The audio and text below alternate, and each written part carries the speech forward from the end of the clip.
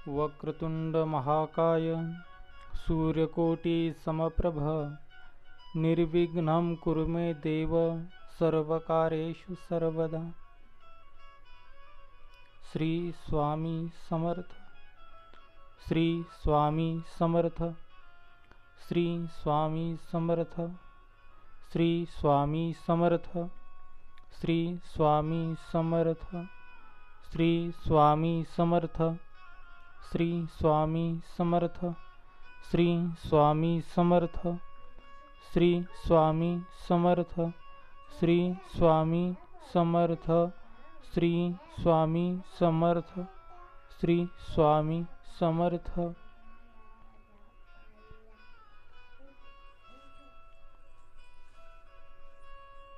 ब्रह्मानंदं परमसुखदं केवलं ज्ञानमूर्तिं द्वन्द्वातीतं गगनसदृशं तत्त्वमस्यादिलक्ष्यम् एकं नित्यं विमलमचलं सर्वदि साक्षिभूतं भावातीतं त्रिगुणरहितं सद्गुरुं तं नमामि। ॐ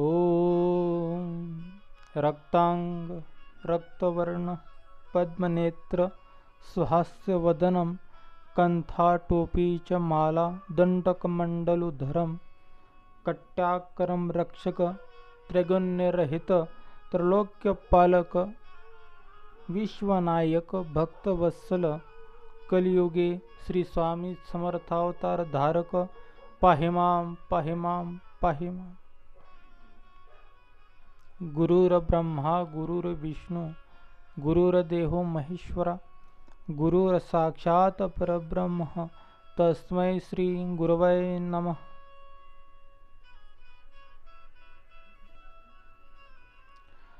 अखिल कोट ब्रह्मांड चालक ब्रह्मांड नायक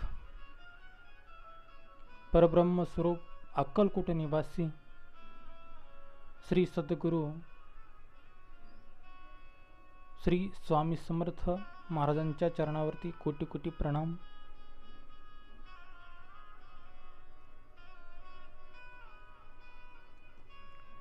आज दत्तगुज वाहिनीच्या माध्यमातून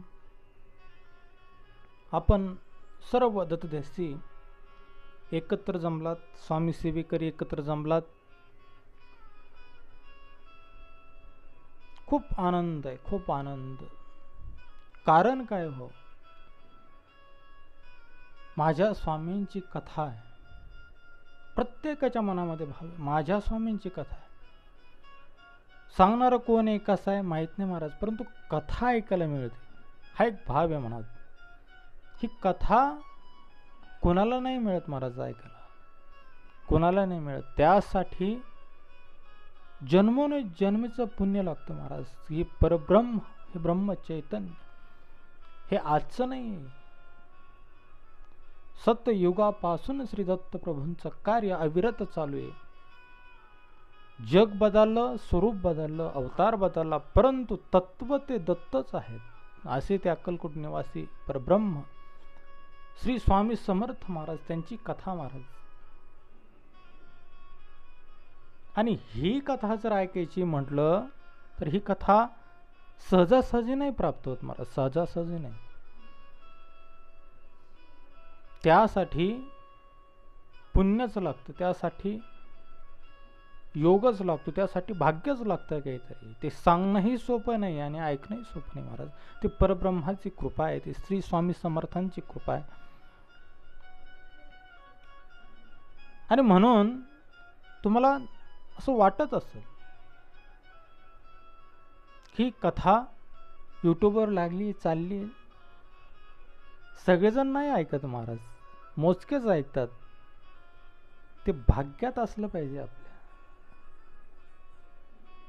विनाकारण कोणाला मिळत। म्हणून मला कमेंट करतात, बऱ्याच जणांच्या कमेंट आल्यात मला खूप आनंद वाटला त्यांचा। मी मोठा वक्ता नाहीच आहे, स्वामींची कृपा आहे।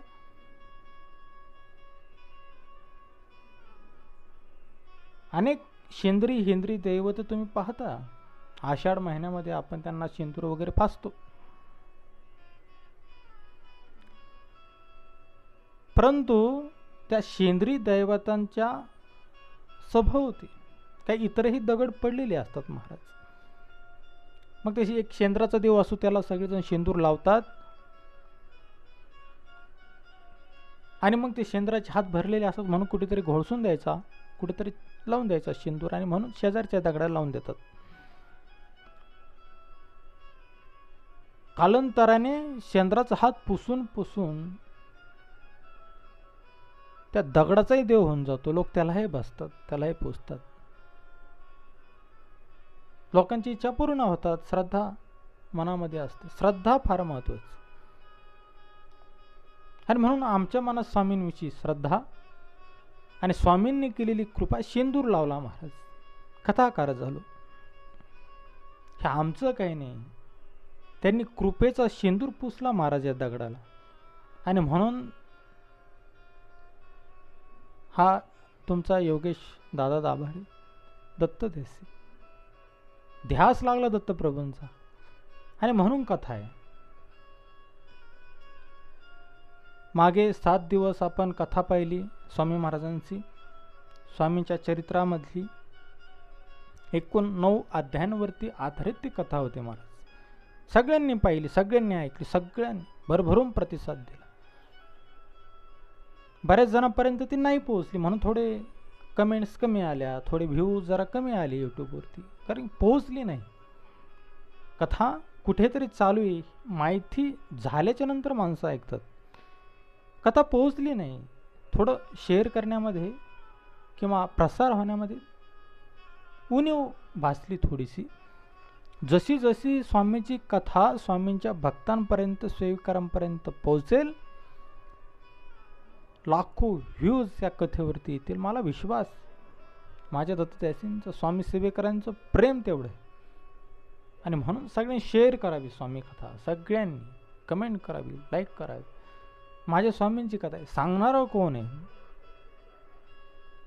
माझी पात्रता नाहीच महाराज, मी आधीच मान्य करतो. ही कृपा माझ्या स्वामींची. आणि म्हणून ही सगळी कथा आपण श्रवण करू शकता, म्हणून ही कथा आम्ही सांगू शकतो. आणि म्हणून ही स्वामींची कथा ऐकत असताना एकांतामध्ये ऐका. आपला मोबाईल आणि दत्तगुरुवाहिनी यूट्यूब चॅनल एकांतात ऐका. कानामध्ये वाटलंच तर हेडफोन घाला, कमी आवाज करा, कानालाही इजा होणार. कमी आवाजामध्ये ऐका. आणि आपल्या कथेची वेळ आता बदलली, ध्यानात ठेवा बरं. दुपारी 2 ते 4 हा वेळ होता पूर्वीचा, परंतु बरेच जण म्हटले महाराज आम्ही कामाला असतो, दुपारी आम्ही कुणी फर्स्ट शिफ्टला असतं, कुणी सेकंडला असतं, जरी नाईट असली तरी दिवसभर आम्हाला अनेक कामं असतात, त्याच्यामुळं या ठिकाणी आम्हाला ही कथा नाही ऐकता येत महाराज. आणि म्हणून ह्या कथेचा जो वेळ आहे, तर हा कथेचा वेळ आता बदललेला आहे आणि तो रात्री 9 ते 11 असा आपण ह्या 7 दिवसीय कथेचा वेळ आता ठेवलेला आहे. 9 ते 11 जेवण वगैरे झालेलं असतं 8:30-9 वाजेपर्यंत. आणि 9-10 वाजता सगळेजण असे पहुडतात किंवा असे निवांत असतात. त्यावेळेस दत्तगुरुवाहिनी चालू करून आम्ही 1 तास, 1.5 तास, 2 तास, काय असेल तेवढा वेळ आम्ही ही कथा ऐकू शकतो महाराज. आणि म्हणून 9 ते 11 ध्यानात ठेवा. कथेची वेळ बदललेली आहे सध्याच्या काळात. अशी ही स्वामींची कथा नव्या रूपानं, नव्या योजनेसह, नवीन उपक्रमास तुम्हालाही सोपी जावी या दृष्टीने संपूर्ण विचार करून आज स्वामी सेवेकरांपर्यंत पोहोचणार फक्त दत्तगुरूचं एकमेव चॅनेल आहे यूट्यूबवरती. म्हणून सगळ्यांनी सबस्क्राईब करा, सगळ्यांनी कमेंट करा. श्री स्वामी समर्थ.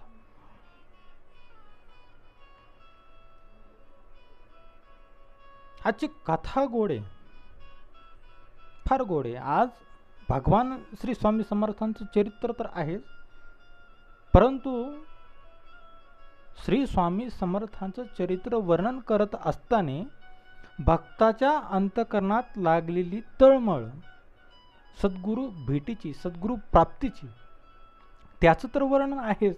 परंतु आज जी कथा आपल्याला ऐकायची ना महाराज, तर ती कथा भगवान शिवांचं जे स्वरूप आहे, जे स्वतः भगवान शिवांनी अवतार घेतला, असे जे संत सोलापुरात होऊन त्यांची सुद्धा कथा आहे. म्हणजे असा कथेचा त्रिवेणी संगम आहे. श्री स्वामी समर्थ महाराजांची कथा, शिवांचा अवतार असलेले सत्पुरुष त्यांची कथा, आणि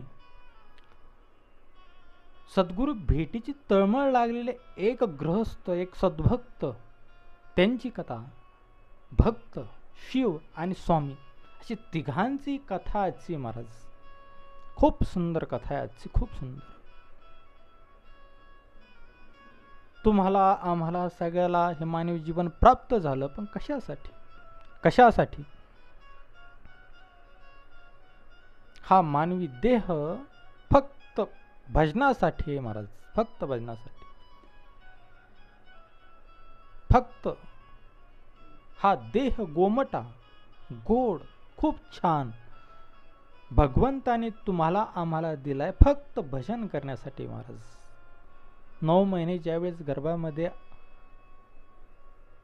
ते अर्भक असतं, ते बालक असतं ना महाराज, ते म्हणतं देवा मला या जाचामधून सो. नरक जगामध्ये दुसरा नाहीच महाराज. आईचा गर्भ आणि त्याच्यासारखा नरक जगात नाही. आणि अशा वेळेस खूप त्रास त्या बालकाला, खूप त्रास त्या गर्भामध्ये असताना. आणि मग होतं असं, देवा सोड मला इथून, ह्या गर्भवासातून मला सोड देवा. तुकोबराय सुद्धा म्हणतात, तुका म्हणे गर्भवासी सुखे घालावे आम्हासी. देवा तुझं भजन करण्यासाठी आम्हाला जन्माला तू घाल, पण गर्भवास देत असताना सुखाचं दे, दुःखाचं नको देऊ देवा. गर्भवासामध्ये फार दुःख असतं महाराज. मलमूत्रामध्ये त्या आईच्या पचावं लागतं, खूप सहन करावं लागतं. आणि त्यावेळेस ते जे बालक आहे तर ते भगवंताला म्हणतं देवा मला या गर्भवासातून तू मुक्ती दे, मला लवकरात लवकर तू जन्माला घाल. मी ज्यावेळेस बाहेर येईल ना या जगामध्ये, मी ज्यावेळेस माझा जन्म घेईल त्यावेळेस मी फक्त आणि फक्त तुझं भजन करेल देवा, फक्त भजन करेल.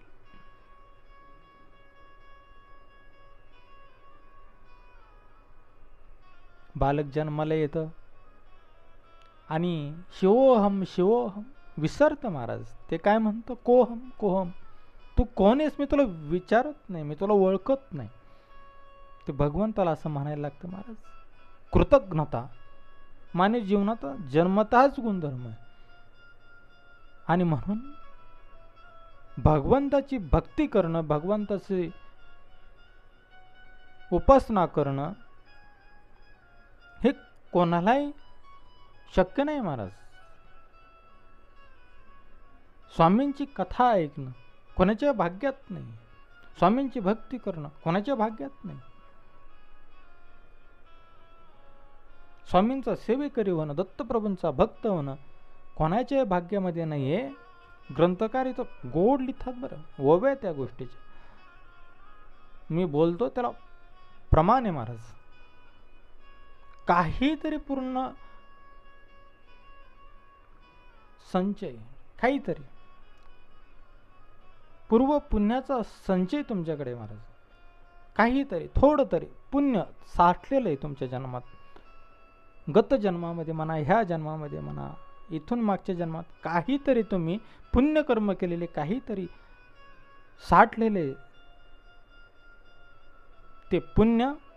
आणि त्या पुण्यामुळं प्रारब्धातील जो पुण्याचा प्रभाव आहे महाराज, तर त्या प्रभावामुळे तुम्हाला हा मनुष्य देह मिळाला.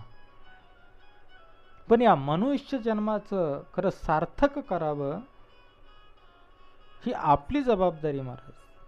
हे कळायला सुद्धा भाग्य लागतं. आणि असा मनामध्ये विचार केला, असा मनात विचार केला, तुम्ही सगळ्यांनी केला. मनुष्य जन्म मिळालाय, पुण्य काहीतरी प्राप्त आहे म्हणून मिळालं, आणि जन्माचं सार्थक करावं आपली जबाबदारी, हे कर्तव्य, असं प्रत्येक स्वामी सेवक करायला वाटलं. आणि म्हणून ही स्वामींची जी कथा आहे, ही कथा आपण श्रवण करतायत, ही आरंभ केलेली ही कथा. आणि ही स्वामींची कथा वदवून घेणारे, ऐकवून घेणारे साक्षात परब्रह्म श्री स्वामी समर्थ महाराज आहेत. आणि म्हणून ही कथा शेवटाला जाणारे, पूर्णत्वास जाणारे. कारण की ही कथा सिद्ध करणारे परब्रह्म श्री स्वामी समर्थ महाराज आहेत महाराज. आणि म्हणून एक प्रसंग आहे आजच्या कथेमध्ये, भक्ताची तळमळ. पहिला प्रसंग, हावेरी नावाचं गाव आहे महाराज. कोणतं गाव आहे? हावेरी. ध्यानात ठेवाच. ही कथा दत्तगुरूंना ऐकल्याच्या नंतर इतरांना सुद्धा सांगत जा की दत्तगुरूवर छान कथा चालते, ऐकायची. इतर गोष्टी आपण ऐकतोच ना, भरपूर असते यूट्यूबवर, काय काय येतं तुम्हाला माहिती आहे. पण स्वामीची कथा जर ऐकली तर एक वाक्य जर एखाद्याच्या जीवनामध्ये घर करून जर बसलं, एक वाक्य त्याच्या अंतःकरणाला जाऊन जर भिडलं, उद्धार झाला, परिवर्तन झालं, जीवनाचं कल्याण होईल महाराज. आणि म्हणून जीवन परिवर्तन होतं, त्याला स्वामींची कथा म्हणतात. आणि अशा पद्धतीने आजची कथा त्या सद्भक्ताची कथा आहे.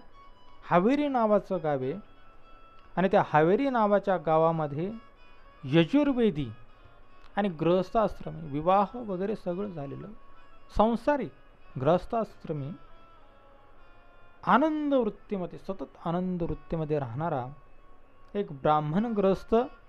आणि त्या गृहस्थाचं नाव महाराज बाळप्पा. काय नाव होतं त्या ब्राह्मणाचं? बाळप्पा. ध्यानात ठेवा.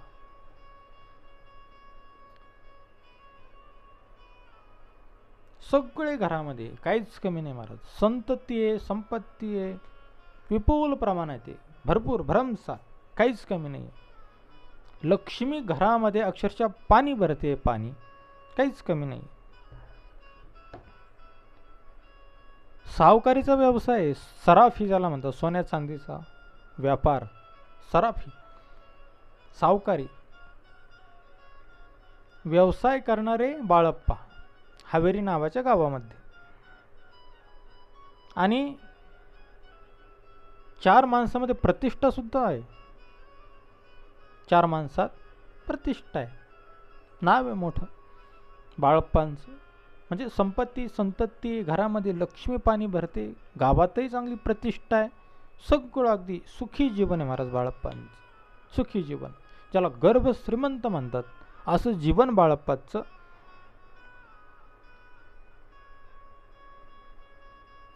वय वर्ष 30 झाले बाळप्पांचे. सुखी संसार केला आतापर्यंत, खूप छान संसार केला, खूप संसार थाटला महाराज बाळप्पाने. वय वर्ष 30. आणि 30 वर्षानंतर अचानक बुद्धी पालटली महाराज बाळप्पांची. बुद्धी पालटली. काय बुद्धी पालटली बाळप्पांची? आतापर्यंत खूप छान संसार केला आहे, 30 वर्षानंतर बुद्धीमध्ये बदल झाला. आणि या संसाराचा, या संसारिक कर्माचा संपूर्ण कंटाळा आला महाराज. उबग आला, उबग, खूप कंटाळा आला. आता संसार नको वाटायला लागला बाळप्पांना. अचानक बुद्धी पालटली आणि बाळप्पाला असं वाटायला लागलं आता सद्गुरू सेवेचे दिवस आले महाराज. कोणीतरी गुरु आपल्याला पाहिजे, कुणीतरी. आणि त्या सद्गुरूच्या चरणावरती आपण नतमस्तक होऊन त्यांनी सांगितलेल्या मार्गदर्शनानुसार परमार्थिक जीवन जगावं, असं बाळप्पाच्या मनामध्ये सतत विचार येतोय, सतत विचार येतोय. 30 वर्ष खूप छान संसार केलेले बाळप्पा, उबग आला, अचानक कंटाळा आला संसारात. सद्गुरू भेटावेत असं वाटतंय. सद्गुरू भेटीची तळमळ लागली बाळप्पांना. तुकोबाराया म्हणतात, संसार दुःखमुळ चहूकडे इंगळ, विश्रांती नाही कोठे रात्रंदिवस तळमळ. रात्रंदिवस तळमळे सांसारिक जीवामध्ये, रात्रंदिवस त्याच्या मनामध्ये. आजचा दिवस गेला, उद्याचं कसं, परवा दिवशीचं कसं, बचत किती करायची, खर्च किती झाला, पेमेंट किती येतं, मुलांचं शिक्षण करायचं, बायकोचे हव्यास पूर्ण करायचे, दिवाळी आली, साडी घ्यायची, कपडे घ्यायचे, फटाके घ्यायचे. प्रत्येक वेळेस, प्रत्येक सणाला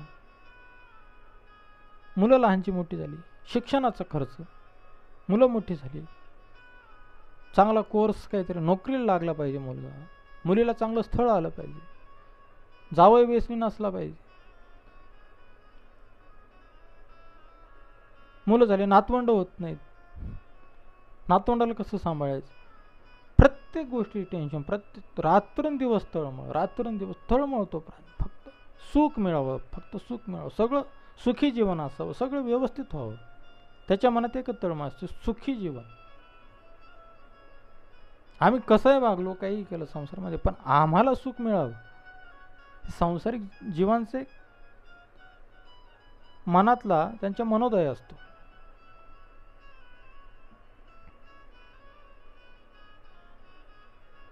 सतत त्यांना असं वाटतं, सतत असं वाटतं. पण विश्रांती नाही महाराज, सुख नाही. जसं इंगळ असते, इंगळ म्हणजे एक कीटक आहे, डोंगराला वगैरे असतात विंचू, इंगळ, त्याने दंश करावा आणि त्यावेळेस जसं आग होते त्या शरीराची, जसं दाह होतो, तर त्या पद्धतीने शरीर सतत उद्विग्न आहे, मन सतत उद्विग्न आहे, तेवढा त्रास त्या मनाला आहे, त्याला संसार म्हणायचं महाराज. आणि म्हणून संसार हा खोटा आहे, त्यामध्ये काही एक अर्थ नाही. परलोकात गेल्याच्या नंतर बायका पोरं हे मायाजाळचे हे काही कामा येत नाही महाराज. तर कामाला येतं ते म्हणजे आपलं सत्कर्म. या इहलोकामध्ये ह्या पृथ्वी तलावरती जे जे आपण करतो त्याचं प्रत्येक कर्माचं फळ हे परलोकात आपल्याला भोगावं लागतं महाराज. दुष्कर्म जर केलं तर दुःख आणि सत्कर्म केलं तर सुख. सरळ सरळ सूत्र आहे महाराज जीवनाचं, सरळ. चांगलं काम करा सुख, वाईट काम करा दुःख. कुणी असू तिथं, कुणीच म्हणजे कुणीच त्या गोष्टी टाळू शकत नाही. चांगलं काम करा सुख, वाईट काम करा दुःख, ठरलेले आहे गणित. आणि बाळप्पाच्या मनामध्ये हे विचार येत आहेत महाराज, हे विचार बाळप्पाच्या मनामध्ये सतत येत आहेत. चित्त उदास झालं बाळप्पाचं. सांसारिक व्यवहारामध्ये सुखच नाही, आनंदच नाही बाळप्पाला, वाटतच नाही आनंद. त्याला फक्त वाटतं आता परमार्थ करावा. परमार्थाची आवड बाळप्पाच्या मनामध्ये. 30 वर्षाचे बाळप्पा संसाराला उभारले. जरी बाळप्पा संसार करत होते पण मन मात्र त्यांचं संसारात नव्हतं महाराज. संसारात मनाला शांतीच नाही, शांतीच नाही संसारामध्ये. बाळप्पाला सतत मनोमन वाटतं, सतत संसारात शांती नाहीच. आणि योग्य असा सद्गुरू आपल्याला कुठे मिळेल? योग्य सद्गुरू कुठे मिळेल आपल्याला? याची खंत मनामध्ये, सद्गुरू भेटीचे तळमळ मनामध्ये, सद्गुरू भेटी हा जो काही विचार आहे रात्रंदिवस सतातोय बाळप्पाला. सद्गुरू कुठे भेटतील? कुठे माझे सद्गुरू? मला मार्गदर्शन करणारे माझे गुरु कुठे असतील? चित्ताचं समाधान माझ्या होत नाही. माझ्या दुःखाचं मूळ काय? मी दुःखातून मुक्त कसा हो? मला कळत नाही महाराज. कुणीतरी मला मार्गदर्शन करणारा पाहिजे, कुणीतरी मला समजावून सांगणारा पाहिजे, कुणीतरी मला मार्ग दाखवणारा असा कोणीतरी सद्गुरू मला पाहिजे. ही तळमळ त्या बाळप्पाच्या मनामध्ये. महाराज परमार्थ जर करायचा असेल ना तर गुरुशिवाय नाही बरं. गुरूंनी एक अक्षर जरी सांगितलं, पण गुरु योग्य पाहिजेत बरं. नाही तर आताचे गुरु बरेचसे जेलमध्ये आहेत. गुरुचे मंत्र गुरुच्याच कामी येत नाहीत महाराज. खोटे चमत्कार करतात आणि जेलमध्ये जाऊन बसतात महाराज. व्यभिचार करतात असे गुरु. आणि त्यांच्यामध्ये उच्चभ्रू असे मोठमोठाले प्रतिष्ठित माणसं गुंतात. असले गुरु स्वतःचा नाश तर करूनच घेतात, परंतु जगाला सुद्धा भ्रमात टाकून महाराज जगाचं सुद्धा काळं वाटोळं केल्याशिवाय राहत नाही, असे समाजात यांच्या नांग्यात टेचल्या पाहिजेत चांगल्या. असे काही गुरु जगामध्ये भ्रमसाठ प्रमाणात वाढले. भ्रमसाठ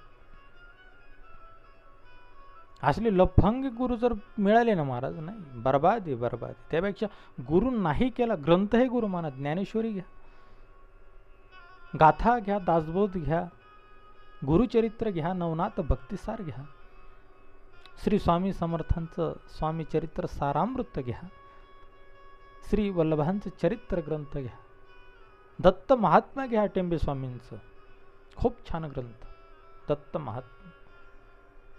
एवढंही नसेल जमत तर सप्तशती गुरुचरित्र सार घ्या. 700 ओव्या आहेत टेंबे स्वामींनी लिहिलेल्या गुरुचरित्राचं सार. जीवनाचा उद्धार होईल महाराज एक जरी ओवी वाचली सप्तशती गुरुचरित्र साराची, जीवनात कल्याण आहे. पण या लफंगाच्या नादी नाही पडायला पाहिजे. आणि म्हणून सद्गुरू मिळावं तर कसा, खरा असावा, तो डुप्लिकेट नसावा. आणि जे दिसतात तसे नसतात, जे दिसत नाहीत ते कधी कधी खरे असतात. मोठी गुंतागुंत आहे महाराज परमार्थामध्ये. आणि म्हणून सद्गुरू भेटीचे दिवस यावेत, सद्गुरू मला प्राप्त व्हावे, सद्गुरू मला भेटावेत. बाळप्पाच्या मनामध्ये लागलेली ही आशा, बाळप्पाच्या मनामध्ये लागलेली ही खंत, चिंता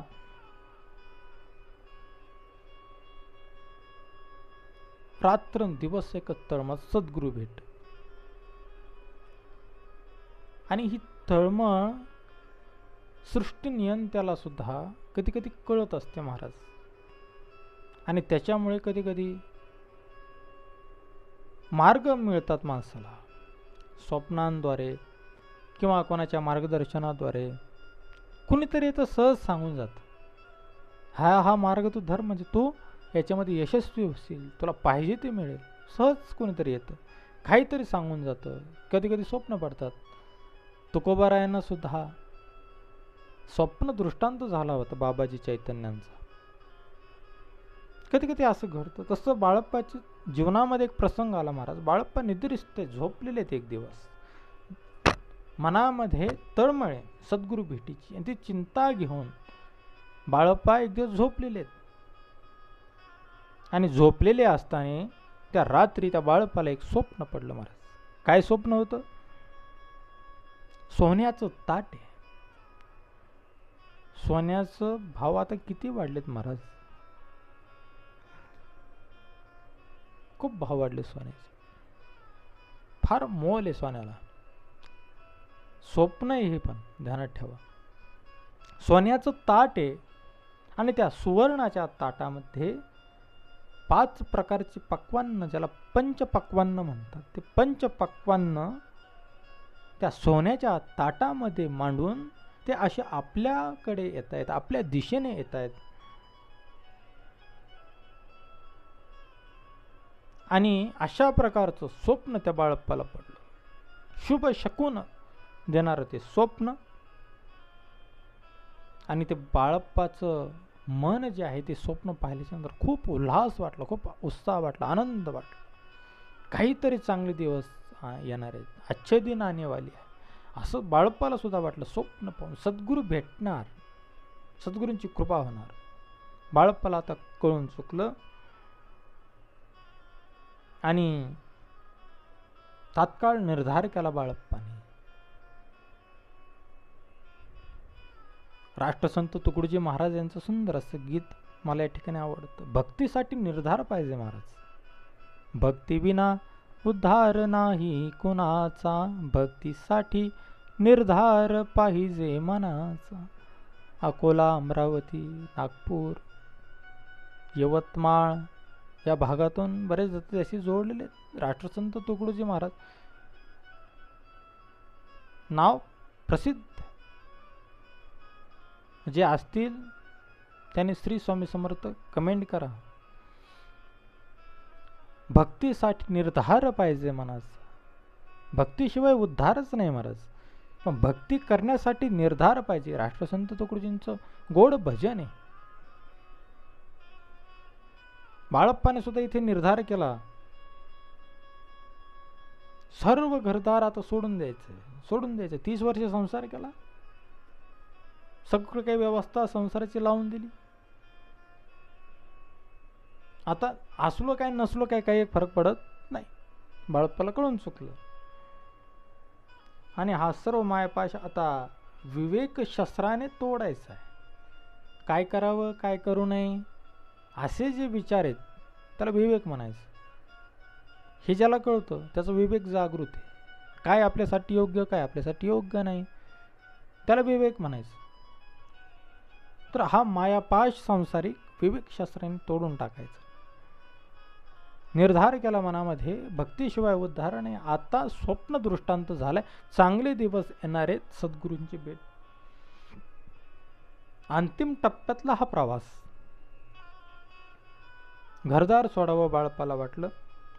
बाळप्पाने विचार केला. घरी सांगितलं बाळप्पाने, मला सोलापूरला जायचं. कुठं जायचं? सोलापूरला जायचं. सोलापूरवाले आहेत का? श्री स्वामी समर्थ कमेंट करा. दत्तगुज वाहिनीवर आम्ही आता सोलापूरला चाललो बाळप्पांसोबत. काय म्हटले बाळप्पा? घरी सांगितलं मला सोलापूरला जायचं, माझं एक महत्त्वाचं काम आहे आणि त्या कामानिमित्ताने मला सोलापूरला जायचं. त्यामुळे मी सोलापूरला आता निघालेलो आहे. असं सांगून बाळप्पा खरं तर सद्गुरू भेटीसाठी, सद्गुरूंच्या शोधासाठी निघालेले बाळप्पा होते. पण घरी काय सांगितलं? घरच्यांना जर सांगितलं सद्गुरू भेट, तर असे सोडणार नाहीत महाराज. मायाजाळामध्ये अजून गुंतवतील, अजून काहीतरी काम देतील. अजून साधं भजनाला जरी जायचं म्हटलं ना, तर काय ते भजन दररोज झोपा आजचे दिवस शांत, आपलं भजन करतं. धर्मपत्नी असं म्हणते कधी कधी, जे भजनी मंडळात असत त्यांना माहिती. आणि मग दुसऱ्या दिवशी भजनी मंडळ ते असंच गावामध्ये भेटतं. खाओ बुवा, काल भजनाला नाही आले. काय नाही, ते लाईटीने झटका नव्हतोय मारला. म्हणलं आता अंधार पडलाय, कुठे जातं अंधारा कुंदराचं भजनाला? झटका मारणारी बिजली तर वेगळीच आहे महाराज.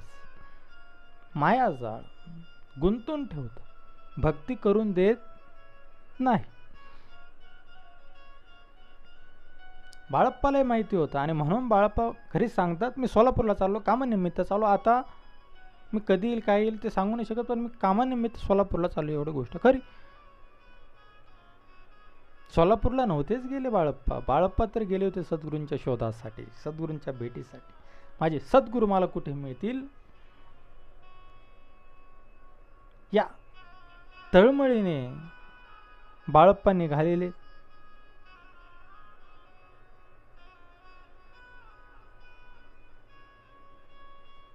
घरदार बाळप्पाने सोडून दिले महाराज. आणि त्या काळी त्या प्रांतामध्ये, जे काही हवेरी नावाचं गाव आहे, तर त्या प्रांतामध्ये सोलापूरमधले गाव, त्या काळी तिथे एक प्रसिद्ध अशा प्रकारचं पुण्यस्थान होतं. पुण्यस्थान, प्रसिद्ध क्षेत्र एका संताचं. आणि ते गाव म्हणजे कोणतं होतं महाराज? श्री क्षेत्र मुरगोड त्याला म्हणतात. काय नाव आहे त्या गावाचं? मुरगोड. आणि त्या मुरगोड गावामध्ये त्या काळी फिरत फिरत ते बाळप्पा आलेले. त्यांना वाटलं मुरगोड पुण्यक्षेत्र आहे आणि तिथे मात्र आपल्याला नक्कीच सद्गुरू मिळतील, नक्कीच आपलं काम होईल, काहीतरी मार्गदर्शन तरी मिळेल. आणि या आशेने बाळप्पा घरदार सोडून सोलापूरला जातोय असं सांगून सद्गुरू शोधासाठी मुरगोड या गावामध्ये आलेत. आणि त्या मुरगोड गावामध्ये श्री संत चिदंबर दीक्षित महापुरुष जन्मलेले होते महाराज. मुरगोड गाव कोणाचं? चिदंबर दीक्षित संत आहेत, फार मोठे संत, साक्षात शिवस्वरूप चिदंबर दीक्षित. आणि त्यांचं ते गाव मुरगोड असं त्याला नाव आहे. त्या गावाचं नाव काय? मुरगोड. चिदंबर दीक्षित म्हणजे साक्षात ईश्वरी अवतार, साक्षात भगवंत परब्रह्म स्वरूप. अनेक चमत्कार लोकांनी त्यांच्याकडून पाहिलेत. लोकांना अनेक चमत्कार दाखवलेत. चमत्काराशिवाय कुणी नमस्कार करत नाही महाराज. परंतु चमत्कारही खरे असावे. प्लॅस्टिकचे साप पळवून दाखवून जे चमत्कार करतात ते आता जेलमध्ये असतात महाराज. वासनांध होऊन चुकीच्या पद्धतीने, विकृत अशा पद्धतीने समाजाची दिशाभूल करणारे जे आजच्या काळातले चमत्कारिक जे संत आहेत, जेलमध्ये आहेत. ते लोक चपलाने मारतायत त्यांना हल्ली. अवघड आहे महाराज जगात. चिदंबर दीक्षित स्वतः ईश्वरी महापुरुष, ईश्वरी अवतार आणि खरे खुरे चमत्कार करणार. तेवढी दिव्य ताकद, दिव्य शक्ती, तेवढी साधना लागते, उपासना लागते महाराज. विज्ञान युगामध्ये खोटे चमत्कार करणं सोपं झालेलं आहे. विज्ञानाने शोध तेवढे लावले. परंतु खरे चमत्कार करण्यासाठी महाराज हा देह झिजवावा लागतो. मागच्या 7 दिवसीय कथेमध्ये तुम्ही ऐकलं असेल, ब्रह्मपद तदाकार होणं, ती कथा तुम्ही ऐकली असेल.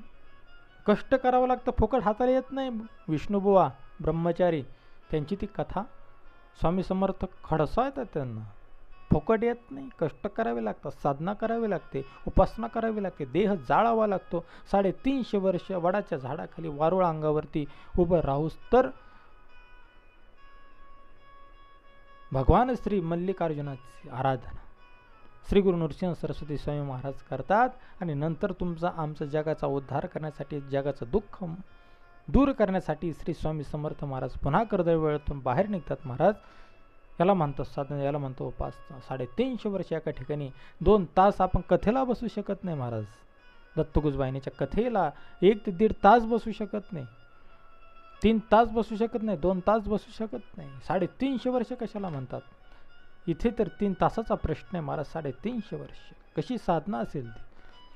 भगवान श्री मल्लिकार्जुनाशी कसं एकरूपता असेल त्या भगवान शिवांस घनदाट अरण्य कशी साधना असेल स्वामी महाराजांचा विचार करा.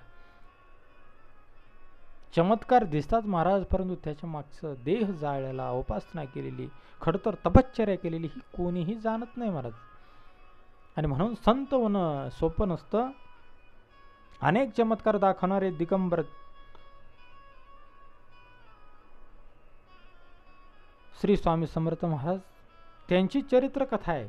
परंतु त्या चरित्रामध्ये चिदंबर दीक्षितांची कथा आता आपण पाहतोय. कारण की बाळप्पा मुरगोडला गेले. मग मुरगोड म्हणजे काय हे समजावून घेण्यासाठी तर चिदंबर दीक्षितांची कथा ही ऐकावीच लागेल, जरी स्वामींचे चरित्र असेल तरी. मग तुम्ही म्हणाल स्वामींना राग येणार नाही का? याचं उत्तर आहे, परंतु कथेत पुढे ऐकायचं तुम्हाला.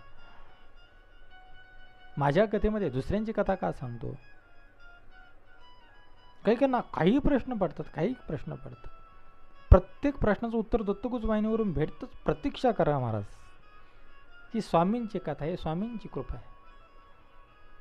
स्वामी खाली हात किसको भेजतेच नाही. खाली हात इथे कुणी जात नाही महाराज. भरूनच जातात, घेऊनच जातात काहीतरी सोबत. चिदंबर दीक्षितांची कथा साक्षात ईश्वरी अवतार. लोकांना अनेक चमत्कार दाखवले. त्यांचा अपार असा महिमा, खूप महात्म्य चिदंबर दीक्षितांचं. पण आपली मती अल्प आहे ना, वर्णन काय करू शकणार महाराज? छोटीशी बुद्धी आहे आपली, नाही वर्णन करू शकत. परंतु थोडंच जमेल तेवढं चिदंबर दीक्षितांची कथा या ठिकाणी ग्रंथकार सांगतात. मी वर्णन करतो. श्री स्वामी समर्थ महाराजांचे चरित्र वर्णन करत असताना या ठिकाणी स्वामींची कथा चालू आहे. आणि या कथेमध्ये आज चिदंबर दीक्षितांची कथा मला आठवली. ग्रंथकार म्हणतात चिदंबर दीक्षितांची ही कथा वर्णन केली तर काय होईल? सर्व दोषांचा रण, सर्व पाप जातील, सर्व ताप जातील, सर्व दुःख मिटतील.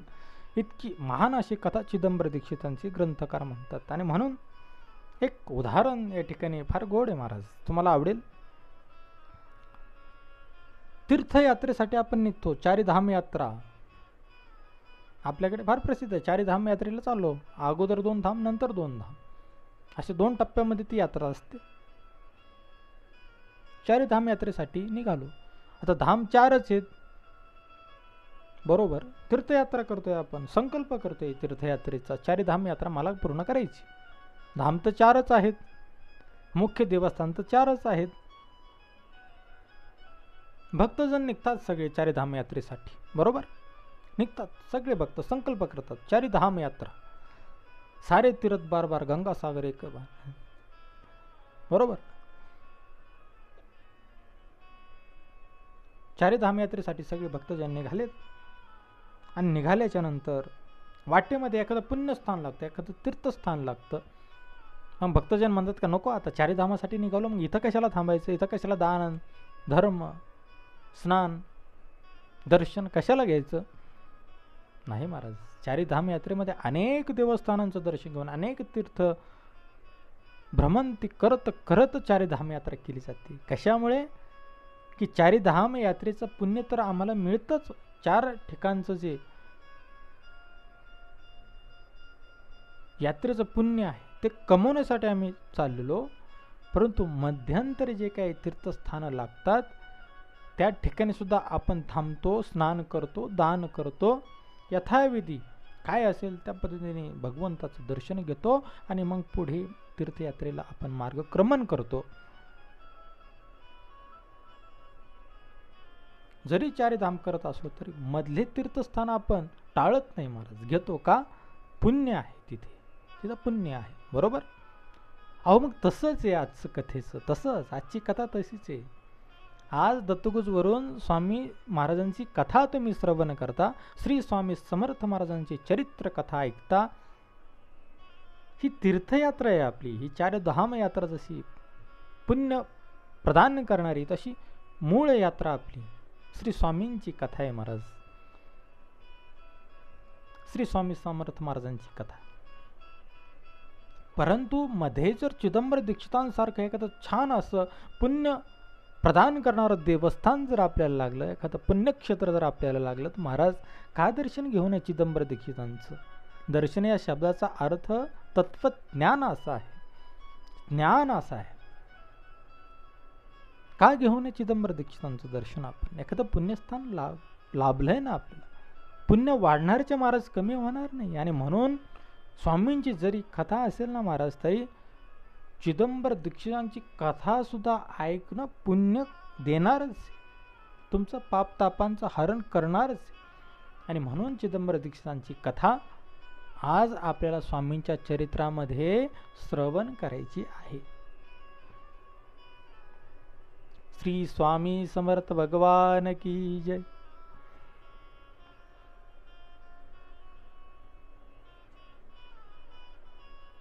पुण्यस्थानी चिदंबर दीक्षितांची कथा दर्शन घेऊयात, पावन होऊयात. म्हणून सावधपणे ना ऐका, सावधपणाने श्रोत्यांनी श्रवण करा चिदंबर दीक्षितांची कथा. कोण होते चिदंबर दीक्षित? कोण होते संत? ऐका, खूप सुंदर कथा आहे महाराज. मुरगोड नावाचं गाव. कोणतं गाव? मुरगोड नावाचं गाव. आणि या मुरगोड नावाच्या गावामध्ये मल्हार दीक्षित नावाचे वेदशास्त्रात पारंगत असणारे, धर्मकार्यात रत आहेत, ईश्वर भक्त आहेत, भगवंताची सेवा अर्चा, ईश्वर भक्त आहेत. आणि ज्यांची परिसरामध्ये ख्याती आहे महाराज, खूप प्रसिद्ध आहेत. तर आपल्या ज्ञानामुळं, आपल्या भक्तीमुळं, आपल्या धर्मकार्यामुळं असे जे ब्राह्मण मल्हार दीक्षित त्यांचं नाव. विद्याधनाचं माहेर घरच महाराज. संसार करतायत पण अलिप्तपणाने, संसारात आहेत परंतु संसारापासून विलगही आहेत, भक्तीमध्ये एक रूप संसार करतायत पण भक्ती मात्र सुटलेली नाही. असे गृहस्थ, असे ब्राह्मण मल्हार दीक्षित आनंदाने जीवन जगतायत. भगवंताची भक्ती करायची, आनंदाने जीवन जगायचं. ख्याती भरपूर आहे, वेदशास्त्रामध्ये पारंगत आहे, धर्मकार्यामध्ये रत आहेत, ईश्वराची भक्ती करतात, भगवंताची भक्ती करतात, आनंदाने जीवन जगतात मल्हार दीक्षित ब्राह्मण. मुरगोड गावचे ब्राह्मण मल्हार दीक्षित. सगळं सुख आहे, सगळं सुख आहे मल्हार दीक्षितांकडे, पण एक सुख नाही महाराज. एक सुख, एक उणीव मल्हार दीक्षितांकडे. कुठली उणीव? संतान सुख नाही महाराज. पोटी संतान सुख नाहीये, ही एक उणीव.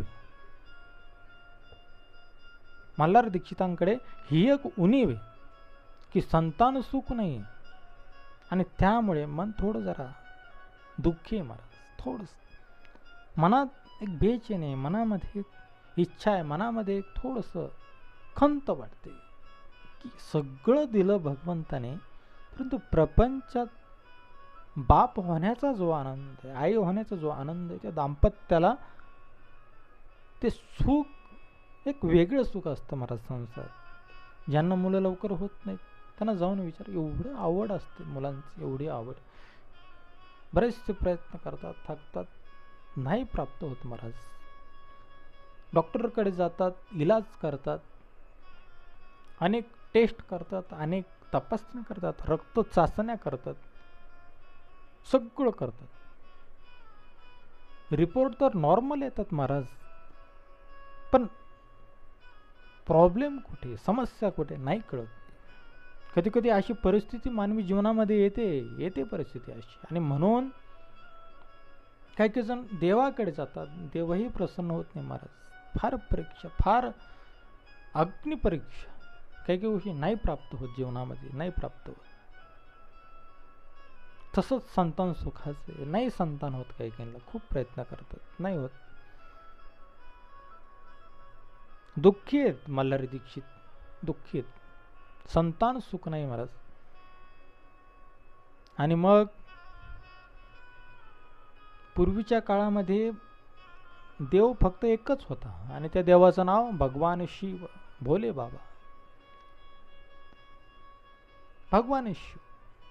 आता देव वाढलेत, परंतु पूर्वीच्या काळामध्ये देवांमध्ये देव एक म्हणजे महादेव. भगवान श्री स्वामी समर्थ महाराज भगवान शिवांची आराधना करायची. श्री शंकर बाबा यांच्या जिभेवरती भगवान परब्रह्म श्री स्वामी समर्थ महाराज शिवलिंग ठेवायचे.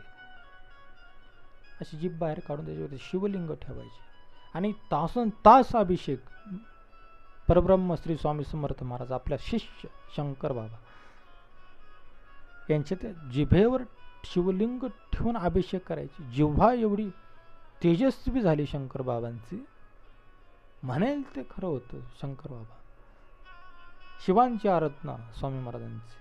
श्री गुरु नृसिंह सरस्वती स्वामी महाराज त्रिपुंड लावायचे. त्यांचं एक शिवलिंग होतं, अजूनही ते गाणगापूरला आहे पूजेमध्ये. ते शिवलिंग दररोज शिवांची आराधना. कर्दळी वनात गेले तर भक्तजनांना सांगून गेले, मी त्या मल्लिकार्जुनाशी एकरूप होण्यासाठी निघालोय. 350 वर्ष भगवान शिवांचं ध्यान. तेच श्री स्वामी समर्थ महाराज कर्दळी वनातून निघाले तुमच्या आमच्यासाठी. भगवान शिवांची आराधना हा पुण्य प्रभाव शिवांच्या आराधनेचा. आणि म्हणून पूर्वीच्या काळामध्ये देव अनेक होते, नाही असं नाही, त्या काळी होते, आता होते म्हणजे त्या काळी होतेच ते, पण उपासना मात्र सगळेजण करायचे ते म्हणजे भगवान शिवांची. भगवान शिवांचे भोळे भगवान शिव. भक्ती सगळ्यात सोपी आहे. एक तांब्याभर पाणी घ्यायचं, भगवान शिवांना अर्पण करायचं, झाली भक्ती. रानटी वृक्ष बेल, त्याला कोणी विचारत नाही, काटे असतात त्याला. बेलाचं पान भगवान शिवांना आवडतं महाराज. जेवढे वृक्ष आहेत जगामध्ये जे विद्रूप आहेत, दिसायला सुंदर नाहीत, कुठे एखाद्या रानावनात असे उगतात, असे झाडं, असे वृक्ष, आणि त्याच्या फळांनी ते जे फार विषारी आहेत, धोत्र्यासारखे विषारी झुडपं आहेत, कन्हेरासारखे विषारी झुडपं आहेत, बेलासारखे काटेरी झाडं आहेत, ज्याला कोणीच विचारत नाही महाराज, परंतु ते माझ्या भोलेबाबांच्या, भगवान शिवांच्या आराधनेसाठी उपयोगात आणले जातात, उपासनेसाठी वापरले जातात. कारण की ज्यांना कुणी नसताना महाराज, त्यांच्यासाठी भगवान शिव असतात, त्यांचं कुणीच नाही, ज्यांना लोक टाकून देतात, ज्यांच्याकडे असं पाहिलं जात नाही सुंदरतेमुळं, त्यांच्याकडे सुंदरता नसते ना, त्यांच्याकडं माधुर्य नसतं, कडवटपणा असतो, विषारीपणा असतो. कोणीतरी त्यांचंही असलं पाहिजे ना मला, त्यांना असं वाटतं ना, कन्हेराचं झाडे, धोत्र झाडे, विषारी वर्गामध्ये आमचा जन्म झाला, परंतु आमचा काय दोष महाराज त्याच्यामध्ये? आमचं स्वीकार करणारं, आमची पूजेमध्ये कुणीतरी स्वीकार करणारं, आमचं पुष्प, आमचं फूल, आमचं फळ, आमची पत्री म्हणजे पानं कुणीतरी असावं ना महाराज. म्हणून भगवान शिव म्हटले, भेऊ नका, मी आहे ना. भोळे बाबा आहेत, कसंही जमतं त्यांना, कशी सेवा करा. आणि म्हणून भगवान शिवांची आराधना मल्हार दीक्षितांनी सुद्धा केली. संतान सुख पाहिजे, मनात कामना आहे, संतती सुख पाहिजे.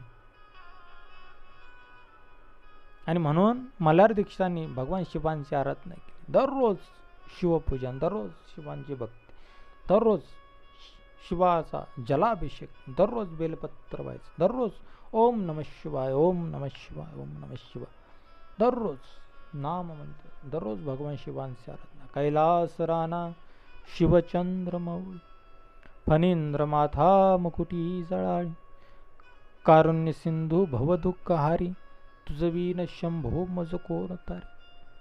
दररोज शिवांची आराधना. किती वर्ष केली महाराज मल्हार दीक्षितांनी शिवांची आराधना? 1 वर्ष केली असेल, 2 वर्ष केली असतील, काही महिने केले असतील? नाही नाही नाही. एक तब्बल 12 वर्ष मल्हार दीक्षितांनी भगवान शिवांची आराधना केली. दररोज भोले बाबांना जलाभिषेक, दररोज बेलपत्र, दररोज दररोज भगवान शिव, ओम नमः शिवाय. तब्बल 12 वर्ष झाले महाराज. आणि या 12 वर्षामध्ये 12 वर्षांचा अनुष्ठान, शिवभक्तीचं अनुष्ठान आहे महाराज. शिवप्रभू फार परीक्षा घेतात बरं, फार परीक्षा. आणि शिवस्वरूपच आपले स्वामी आहेत, ध्यानात घ्या. स्वामी सुद्धा शिवस्वरूप आहेत. कारण की गुरुगीता असे सांगते, तुम्हाला जर गुरु नसेल ना, तुम्ही शिवांची आराधना करा. कारण की शिव तुम्हाला तुमचा गुरु दाखवतो. सत्य बरं, अनुभवलंय आम्ही या गोष्टी.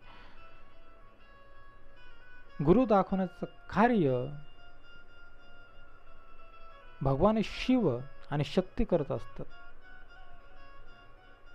माझ्यासारखं एखादं येईल तुझा हा गुरु नाही जमत मला त्याला. मला सुद्धा नाथपंथ्याने मार्गदर्शन केलं होतं. शिवांची आराधना, नंतर गुरुदर्शन, आणि नंतर मग पुढचा पसारा काय असेल ते. शिव आणि शक्ती आराधना फार महत्वाची, शिव उपासना फार महत्वाची. त्याशिवाय गुरूंची प्राप्तीच होत नाही परमार्थामध्ये. त्या पद्धतीने भगवान शिव हे गुरु स्वरूप असतात. मूळ गुरु म्हणजे भगवान शिव, आणि नंतर ते मार्गदर्शन करतात. नंतर तो आपला गुरु, सद्गुरु त्याला म्हणायचं. गुरुगीतेमध्ये असं वचन आहे. तब्बल 12 वर्ष अनुष्ठान भगवान शिवांचं मल्हार दीक्षित करतात, शंकराचं पूजन करतात. आणि 12 वर्षानंतर खूप परीक्षा घेतलेली भगवान शिवांनी, खूप परीक्षा. 12 वर्ष झाले, आणि 12 वर्षाच्या नंतर भगवान शिव प्रसन्न होतात मल्हार दीक्षितांना. भगवान शिव प्रसन्न होतात मल्हारी दीक्षितांना आणि वरदान देत आहेत. काय म्हणतात भगवान शिव? अरे मल्हारी दीक्षिता उठ, तुझी भक्ती पाहून मी समाधान पावलो, मला खूप आनंद झाला, खूप छान भक्ती केली, 12 वर्ष भक्ती, तुझी भक्ती पाहून खूप समाधान पावलो, मी प्रसन्न आहे, मी तुझ्या पुत्र रूपाने जन्म घेईल याचा विश्वास ठेव, मी तुझ्या घरी पुत्र रूपाने जन्म घेईल यावर विश्वास ठेव. भगवान शिव वरदान देतात, मी स्वतः येईल तुझ्याकडे, मीच जन्म घेईल. भगवान शिवांचा अवतार आपल्या घरी जन्म घेणार, वरदान ऐकलं, खूप आनंद झाला मल्हारी दीक्षितांना, गगनात आनंद मावेना, आकाश ठेंगणं झालं महाराज. आणि ही बातमी धर्मपत्नीला सांगितली, तिचाही आनंद द्विगुणित झाला, तिलाही खूप आनंद. आणि काही दिवसानंतर गर्भधारण झालं, गरोदर राहिली मल्हारी दीक्षितांची सौभाग्यवती, गरोदर राहिली, गर्भवती. पती पत्नीचं मन खूप आनंदी झालं. इतक्या वर्षानंतर गोड बातमी कळाली महाराज, किती आनंद असेल त्या पती पत्नीला. 12 वर्ष तपश्चर्या, आणि त्याच्या अगोदर लग्नाला किती वर्ष झाली, आणि एवढ्या वर्षानंतर घरामध्ये पाळणा हलणारे, घरात आनंद येणारे, घरामध्ये गोड बातमी, घरामध्ये पाहुणा येणारे, वेगळ्या पद्धतीने या गोष्टी सांगितल्या जातात आपल्याकडे. आणि साक्षात भगवान शिव गर्भरूपाने या ठिकाणी त्या मल्हारी दीक्षितांच्या धर्मपत्नींच्या पोटी दिवसेंदिवस वाढतायत. साक्षात भगवान शिव त्या ठिकाणी गर्भरूपाने प्रगट होत आहेत. अरे अनंत ब्रह्मांड ज्या शिवांच्या पोटामध्ये वास्तव्य करतं, ते भगवान शिव इतके छोटे होतात, गर्भवास भोगतात महाराज. कशासाठी हो? भक्ती, भक्ती मोठी महाराज, भक्ती. या अनंत ब्रह्मांडाची जडणघडण आणि संहार ज्या शिवांच्या इच्छेने होतं, शिवांच्या इच्छेने जग चालतं, क्षणमात्रामध्ये हे ब्रह्मांड ते नष्टही करू शकतात आणि जन्मालाही घालू शकतात. असे ते भगवान त्रिपुरारी परमात्मा भोले बाबा भगवान शिव भक्ताच्या भक्तिपोटी, फक्त भक्तीसाठी महाराज, भक्ताच्या इच्छेसाठी गर्भवास भोगतात. म्हणजे भगवान शिवांची करुणा आहे, दया आहे. आणि म्हणून मल्हारी दीक्षितांच्या घरी साक्षात भगवान शिव गर्भरूपाने त्यांच्या धर्मपत्नीच्या पोटामध्ये दिवसेंदिवस वाढतायत, 9 महिने पूर्ण होत आहेत, पत्नी प्रसूत होते आणि पुत्ररत्न प्राप्त होतो महाराज, पुत्ररत्न प्राप्त होतो. हर हर महादेव, जल्लोष करतायत सगळे. नमः पार्वती पतये हर हर महादेव. आनंद, भगवान शिवांची कृपा आहे. मला दीक्षितांना खूप आनंद झालाय. जातक कर्म संस्कार वगैरे केलेत आणि त्या बाळाचं नाव ठेवलंय चिदंबर. काय नाव ठेवलंय? चिदंबर. खूप छान आहे चिदंबर. शुक्ल पक्षातील जो चंद्रमा असतो, जो चंद्र असतो, कले कलेने वाढत जातो, वाढत जातो, वाढत जातो. तसं ते बाळ लहानचं मोठं होते. प्रत्यक्ष भगवान शंकर, प्रत्यक्ष भगवान शंकर मानवी रूपाने मल्हारी दीक्षितांच्या घरी चिदंबर या नावाने अवतरित होत आहेत. हे पाहून त्या आईवडिलांना खूप कौतुक वाटते बाळाचं. बाळ रांगते, बाळ खेळते, बाळ वेगवेगळे लीला करून दाखवते. आईवडिलांना खूप आनंद देणाऱ्या या गोष्टी असतात. आणि बाळाने केलेले प्रत्येक लीला मोठ्या कौतुकाने त्याचे आईवडील हे पाहत असतात. आणि म्हणून हे बालक आता मोठं झाले, 7 वर्षांचं झालंय आणि नियमानुसार त्याचं मौंजी बंधन हा जो विधी, तर तो विधी त्या ठिकाणी करण्यात आला आहे. वेदशास्त्रामध्ये निपुण तरबेज करण्यात आले. व्याकरणातील जेवढे काही शास्त्र आहेत त्याच्यामध्ये सुद्धा, काव्यग्रंथामध्ये सगळ्या विषयांमध्ये पारंगत, सगळ्या शास्त्रांमध्ये पारंगत असे चिदंबर. आणि हे चिदंबर दीक्षित आता मोठे झालेले आहेत, सगळं शास्त्र पारंगत. आणि म्हणून विधिवत पूजा कर्म करण्यासाठी, पौरोहित्य करण्यासाठी अनेक जण चिदंबर दीक्षितांना आता बोलावत आहेत. चिदंबर दीक्षितांच्या हस्ते विधी करावा, सत्यनारायण घालावा, कुठं गजगौरीचं व्रत करावं, कुठं मंगळागौरीचं करावं, कुठं 16 सोमवाराचं करावं, कुठलंही व्रत करावं, अनंत चतुर्दशीचं करावं, व्रत करावं, तर पौरोहित्य करावं तर चिदंबर दीक्षितांनीच. खूप छान पूजा सांगतात बरं ते. ख्याती होती, प्रसिद्धी होती चिदंबर दीक्षितांची. एक दिवसाचा प्रसंग चिदंबर दीक्षितांच्या जीवनचरित्रामधला सांगितला जातो. कथा गोड आहे बरं का, ऐका बरं का सगळी, खूप गोड कथा आहे. वेदशास्त्रात निपुण आहेत चिदंबर दीक्षित. गजगौरीचं व्रत चालू आहे आणि त्या वेळी चिदंबर दीक्षित पूजा सांगण्यासाठी एका यजमानाच्या घरी जातात, एका गृहस्थाच्या घरी जातात. पौरोहित्य करण्यासाठी त्यांना बोलवलं जातं.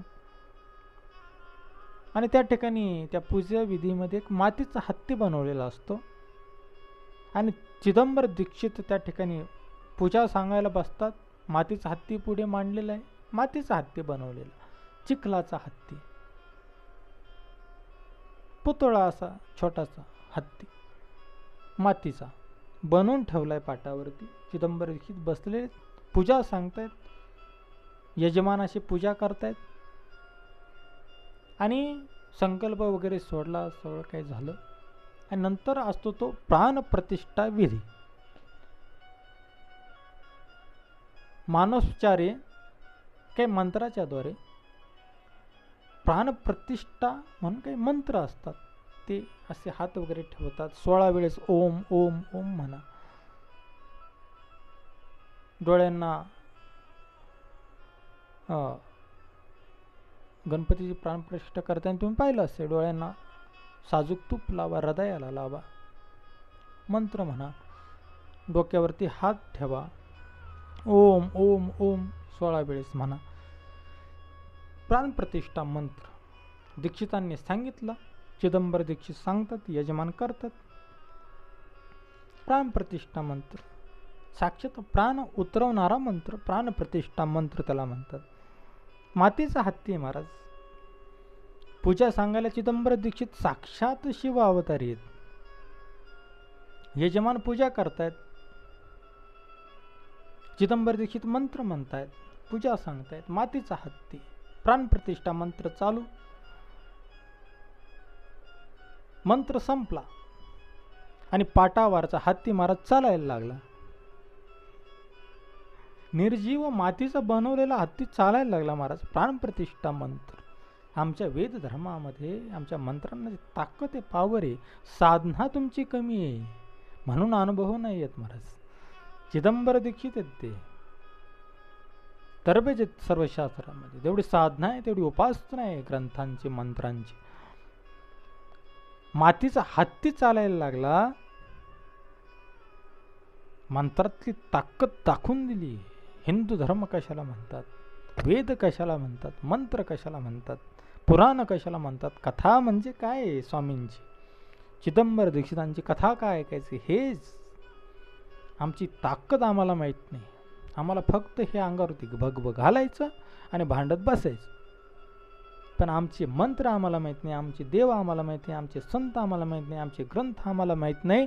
फक्त आम्हाला एवढं माहिती आहे, आम्ही हिंदू आहोत आणि हिंदुत्वासाठी भांडायचं. चांगली गोष्ट आहे, भांडलंच पाहिजे माणसाने. परंतु अगोदर ज्ञान घ्या आणि ज्ञान घेतल्याच्या नंतर माणसाला भांडावं लागतच नाही महाराज. युक्तिवादाने सगळ्या गोष्टी होतात. तिथे ताकद मनगडशाही गरजेचीच नाही. स्वामी विवेकानंद ज्यावेळेस परदेशामध्ये गेले,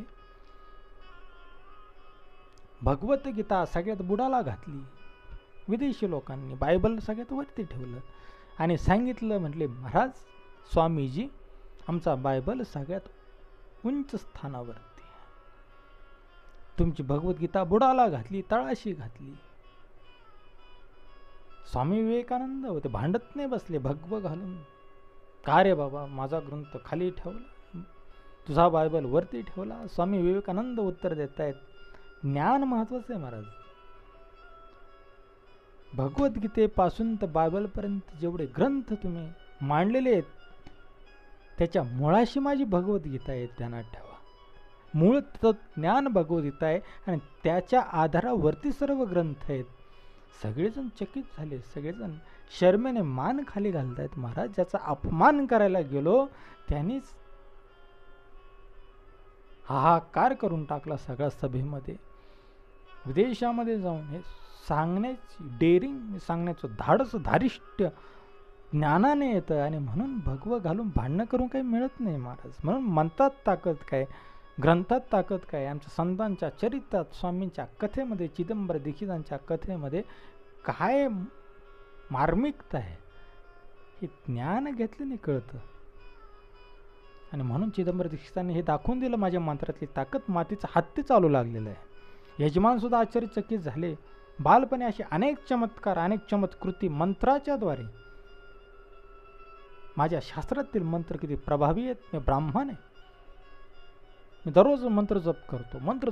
का करतो? पण त्या मंत्र जपातली ताकदही मला दाखवून देता आली पाहिजे. तेच कार्य चिदंबर दीक्षितांनी केलं. माझ्या धर्माची ताकद काय. आणि म्हणून बालपणी अशी चमत्कृती पाहता पाहता सर्व अचंबित व्हायचे. सगळ्यांना आश्चर्य वाटायचं. साक्षात ईश्वरी अवतार, साक्षात भगवान शिवांचा अवतार म्हणजे चिदंबर दीक्षित, मोरगोड गावाचे चिदंबर दीक्षित स्वामी महाराज.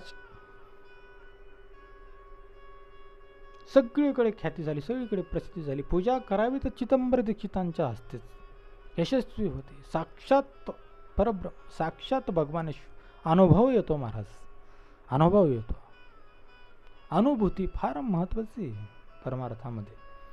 त्यांच्याकडून पूजा करून घेतली, काही ना काहीतरी साक्षात अनुभूती आल्याशिवाय राहत नाही. ख्याती झाली चिदंबर दीक्षितांची. जगात तुम्ही जन्माला येतात, तुम्हाला एक काहीतरी भूमिका दिलेली आहे भगवंताने. ती भूमिका तुम्ही जर निभावू शकले तर तुमचं जीवन हे धन्य. कथा करताय, समाजाला ती कथा भावली पाहिजे, ऐकावीशी वाटली पाहिजे. त्या कथेतून काहीतरी मर्म कळायला पाहिजे. कथा श्रवण करताय तर कथा सांगण्याला सुद्धा हुरूप आला पाहिजे. एवढं तादात्म्य, एवढं एकाग्रता असली पाहिजे. श्रोता असेल, वक्ता असेल, ती भूमिकेत ज्या आपण वावरतो ती भूमिका यशस्वी पद्धतीने कशी आपल्याला हाताळता येईल, त्याच्यामध्ये आपण तरबेज कसं होऊ, ही भूमिका बजावता आली पाहिजे महाराज. नाहीतर संसारात जगून काही उपयोग नाही, तुमचा काही उपयोग नाही. भूमिका सांभाळती आली पाहिजे. चिदंबर दीक्षित ब्राह्मण होते, पौरोहित्य करणारे होते. मंत्राच्या माध्यमातून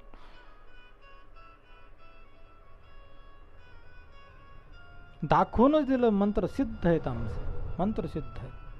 आणि अशा पद्धतीने पुढे प्रौढ होत चाललेत, वाढत चाललेत, वय वाढत चालले चिदंबर दीक्षितांचं.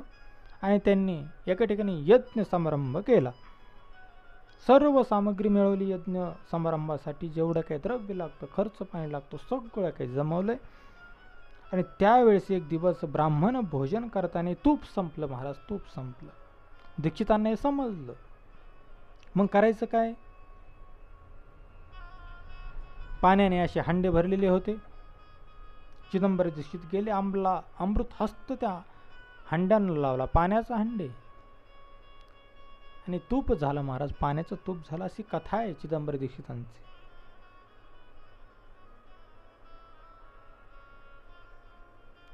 चिदंबर दीक्षितांचा काळ म्हणजे त्या काळी पुण्यातील पेशवाईचा काळ, बाजीराव पेशवे आणि त्यांचं राज्य पुणे शहरामध्ये त्या काळी होतं.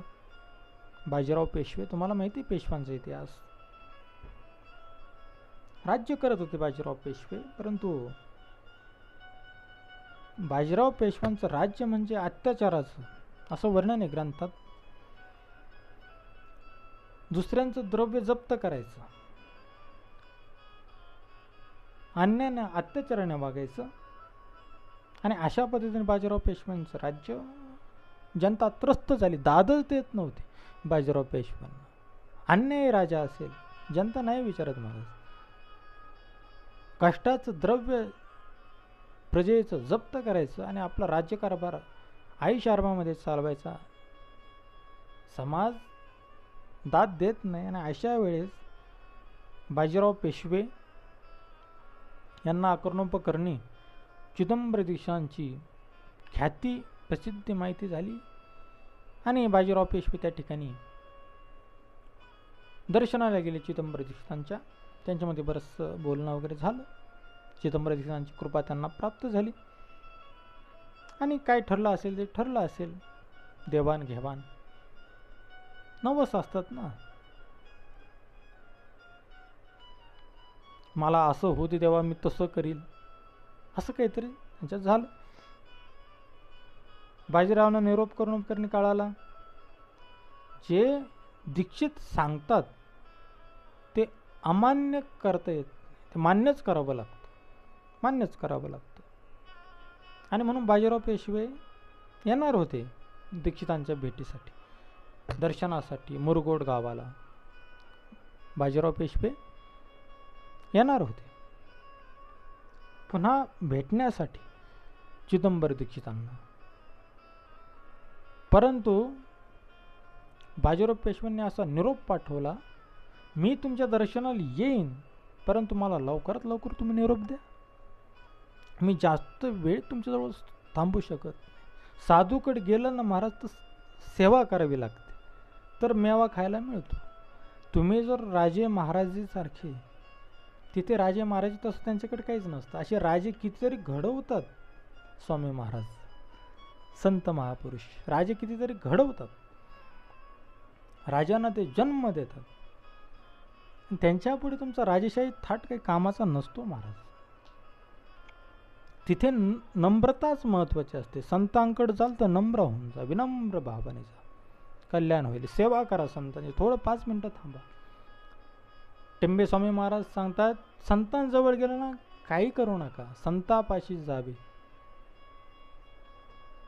संतांजवळ जा, पण कसं ते सांगतील ते ऐका फक्त. तुमचं काही सांगू नका. तुम्ही त्यांचं ऐकण्यासाठी गेलेले आहेत, तुमचं सांगण्यासाठी नाही महाराज. कारण की तुमच्याकडे दुःखाशिवाय काय सांगणं आहे. आणि संत सुखाशिवाय दुसरं काही सांगत नाही, सुखाचा मार्गच सांगतात. तुम्ही सुखासाठी केलात तर त्यांचं ऐकावं लागलं, आणि म्हणून संतापाशी जावे. आणि ते बोलतील ते आपण ऐकत राहावं. टेंबे स्वामी महाराजांचा छान अभंग आहे महाराज. कधी जर वेळ मिळाला तर निश्चित आपण याच्यावरती चिंतन करू. खूप गोड अभंग आहे टेंबे स्वामींचा. आणि म्हणून संतांकडे गेल्याच्या नंतर त्यांची सेवा करायची असते, विनम्र भावने जायचं असतं. बादशाही थाट, राजेशाही थाट, बाजीराव पेशवे मी येईल पण थांबणार नाही, लवकर निरोप द्या. संत आहेत ते, जग त्यांच्या ताब्यात आहे. कोणाला राजा बनवायचं की भिकारी बनवायचं ते ठरवतात. आणि तू निरोप पाहिजे का, बरं तुला देतो निरोप, चांगलाच निरोप देतो, चांगलाच निरोप देतो. निरोपच पाहिजे ना तुला, लवकरच जायचं घाई ना तुला फार, ठीक. बाजीराव पेशवे राजे निरोप देतात बाजीराव पेशव्यांना. तुम्हाला निरोप पाहिजे राजे, घ्या निरोप घ्या आमच्याकडून. मल्हार दीक्षित म्हणतात,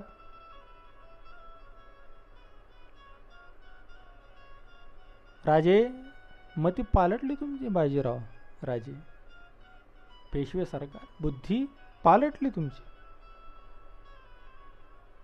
निरोप पाहिजे तुम्हाला, लवकरात लवकर निरोप पाहिजे. सेवेसाठी वेळ नाही तुमच्याकडे, निरोप पाहिजे ना, मग घ्या निरोप. तुझ्यावर ईश्वराचा कोप होईल, तुझी राजलक्ष्मी सर्व जाईल, आणि या वाचनावरती तू ठाम राहा. तुला निरोपच पाहिजे ना, घे निरोप राजा. चिदंबर दीक्षितांचं सिद्ध वाक्य महाराज, सिद्ध वचन आहे. संतांचं वचन असत्य होऊ शकत नाही, खोटं होऊ शकत नाही. कावळ्याच्या शापाने गाय मरत नाही, परंतु साधू जे बोलतात ना महाराज, ते संत वचन असतं, ते पवित्र वचन असतं.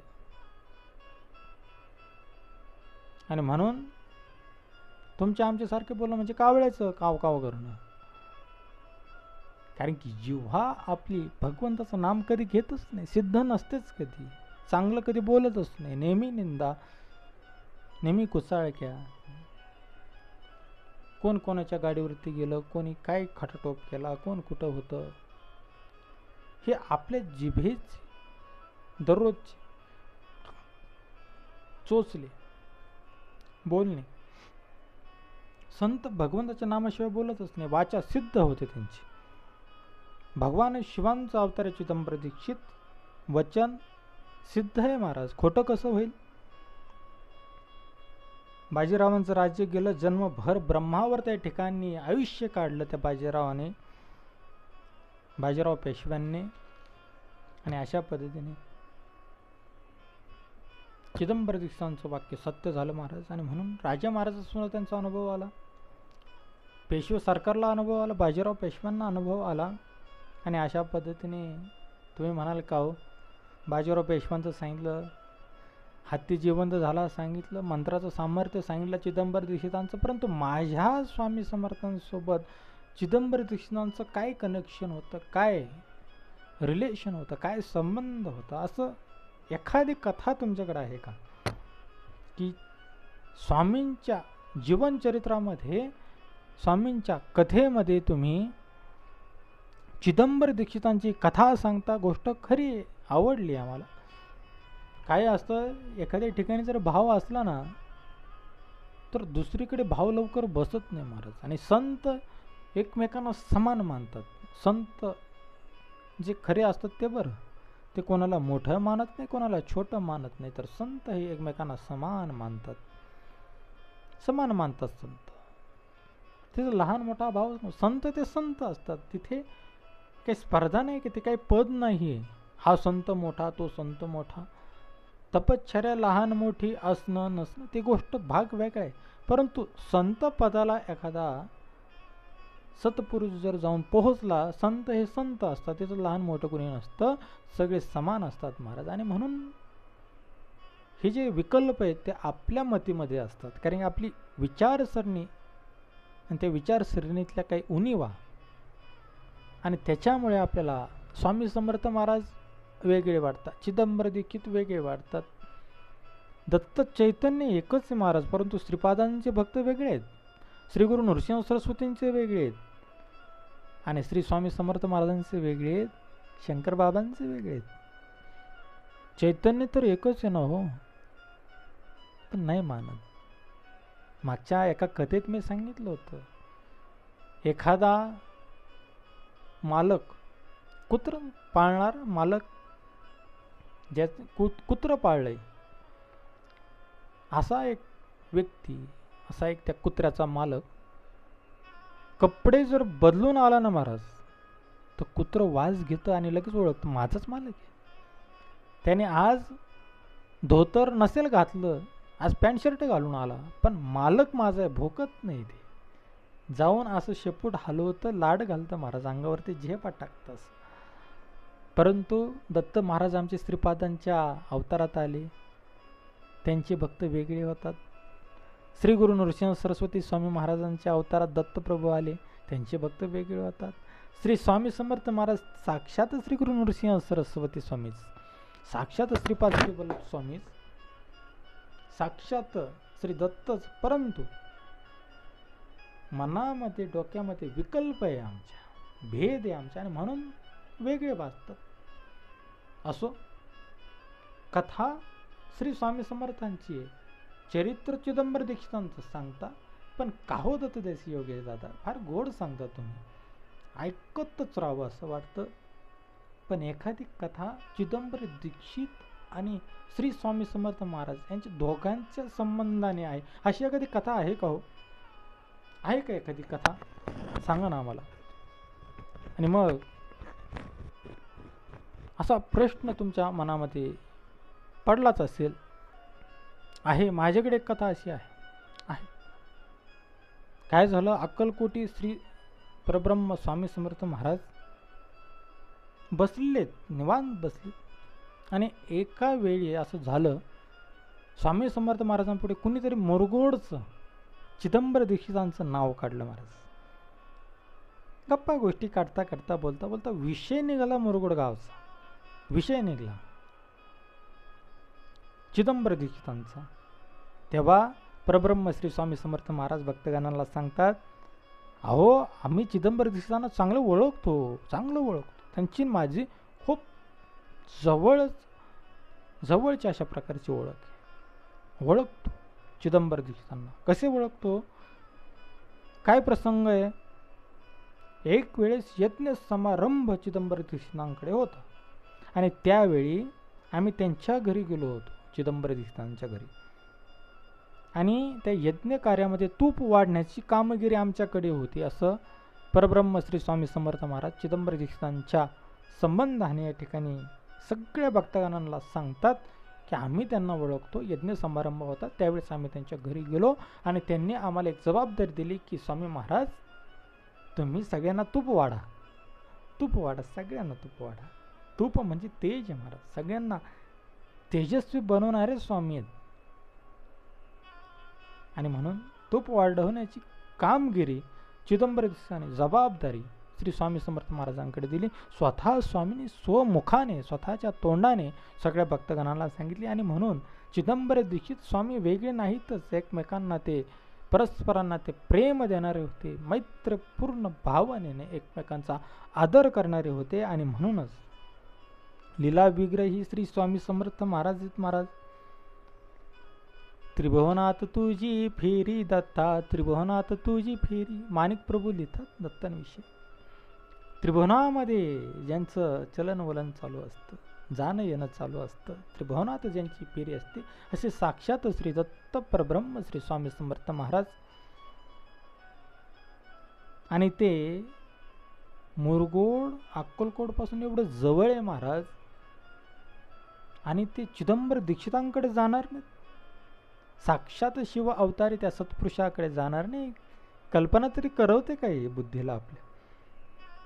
यामधले नवल कसले महाराज. आणि म्हणून चिदंबर दीक्षितांच्या घरी यज्ञ समारंभाच्या वेळी परब्रह्म श्री स्वामी समर्थ महाराज तूप वाढवण्याच्या कामगिरीसाठी त्या ठिकाणी उपस्थित होते. अशी कथा चिदंबर दीक्षित आणि श्री स्वामी समर्थ महाराजांच्या संबंधाने येते. आणि असे महासिद्ध दीक्षित आणि त्यांचं चरित्र आपण छोटेखाने अशा पद्धतीने आजच्या कथेमध्ये वर्णन केलेलं आहे. मुरगोडचे बाळप्पा महाराज, माफ करा, हवेरी गावचे बाळप्पा महाराज मुरगोडी आलेले आहेत, मुरगोडी गावामध्ये आलेले आहेत. मूळ कथेवरती या. कुठून सुरुवात झाली आपली? बाळप्पा महाराजांपासून झाली. बरेच आमचे दत्तदेशी असेच, स्वामी सेवेकरी असेच, मूळ कथाच विसरतात. ऐकतात काही की म्हणतात एवढं गोड सांगता तुम्ही, एवढं छान सांगता ना तुम्ही, ऐकता असं देवभान आमचं विसरून जातं. ऐकत राह, कळू कथा नको कळू, पण आमची स्वामींची कथा आहे महाराज, स्वामींची कथा आहे माझ्या.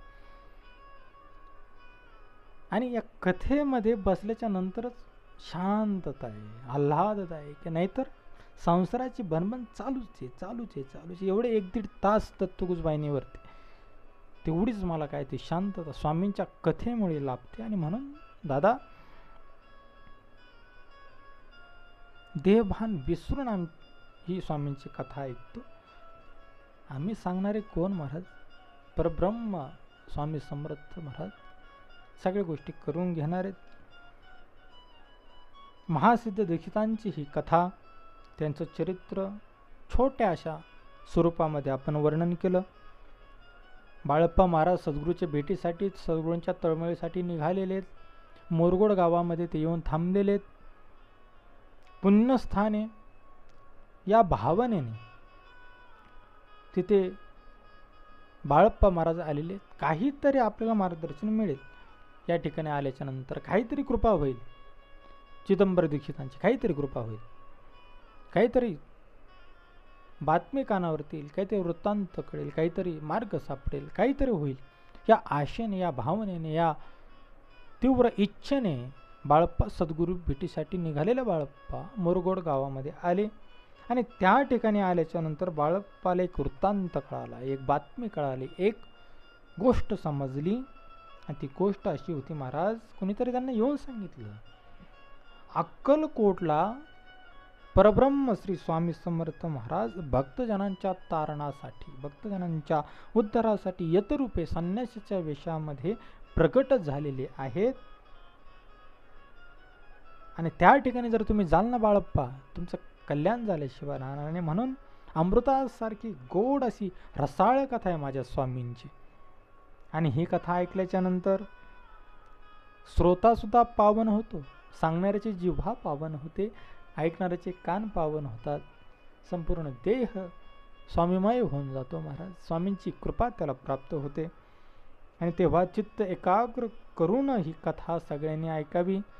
पुढच्या अध्यायामध्ये, पुढच्या कथेमध्ये आपण बाळप्पा महाराज आणि त्यांची केलेली भक्ती, स्वामी समर्थ महाराजांनी त्यांच्यावर कृपा केली का आणि कसा प्रसंग घडला, त्या संपूर्ण गोष्टीचा वृत्तांत आपण पुढील कथेमध्ये पाहणार आहे. आणि म्हणून भक्तजनांची जी आई आहे, माऊली आहे, आणि अशी ती आई भक्तजनांची अक्कलकोटला प्रकटलेली आहे. आणि म्हणून श्री स्वामी समर्थ महाराजांच्या चरणी माझी एकच प्रार्थना असेल, महाराज आम्हा भक्तजनांची तुम्ही आई आहात, माऊली आहात, अक्कलकोटी भक्तजनांच्या उद्धारासाठी तुम्ही अवतरलेले आहात, प्रगट झालेले आहात. एकच काम करा स्वामी महाराज, एकच काम करा, एकच सदा सर्वदा तुमच्या कृपेची छत्र छाया, तुमच्या कृपेची सावली आमच्या मस्तकी असू द्या, या भक्तजनांवरती असू द्या. एवढंच कार्य, एवढीच कृपा स्वामी महाराज तुम्ही आमच्यावरती करा. एवढीच दया, एवढीच करुणा मागतो स्वामी महाराज. तुमची कृपा अखंड अविरत सतत सदा सर्वदा भक्तजनांवरती असावी, आमच्यावरती असावी. एवढीच काय ती विनंती, एवढीच काय ती प्रार्थना, एवढीच काय ती कृपा आपण आमच्यावरती करा.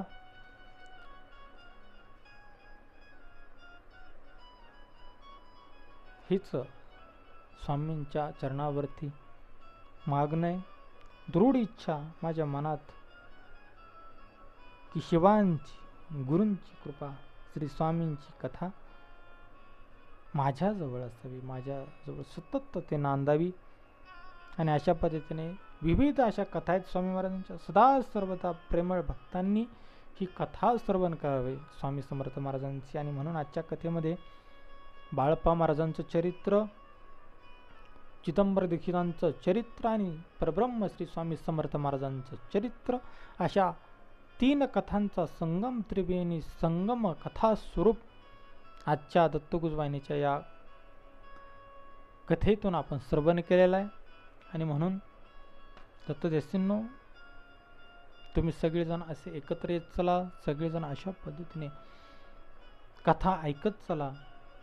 स्वामींच्या कथेत जो आनंद आहे, स्वामींच्या कथेमध्ये जो उत्साह आहे, स्वामींच्या कथेमध्ये जी सार्थकता आहे, ती इतर ठिकाणी कुठेही नाही. महाराज दत्तगुरु वाहिनीवरती जी कथा तुम्ही ऐकता, इतर अनेक व्हिडिओ असतील, अनेक चॅनल्स असतील, अनेक प्रसारणाचे विविध माध्यमं असतील, त्यांच्या वेगवेगळ्या कॅटेगरीज असतील, वेगवेगळे वर्गीकरण त्यांनी केलेलं असं. कोणी मनोरंजन असेल, कोणी बातम्या दाखवतं, कोणी मनोरंजन करतं, कोणी काय करावं काय करू नये असं सांग. विविध कॅटेगरीमध्ये, वर्गवारीमध्ये वेगवेगळे चॅनल काम करतात.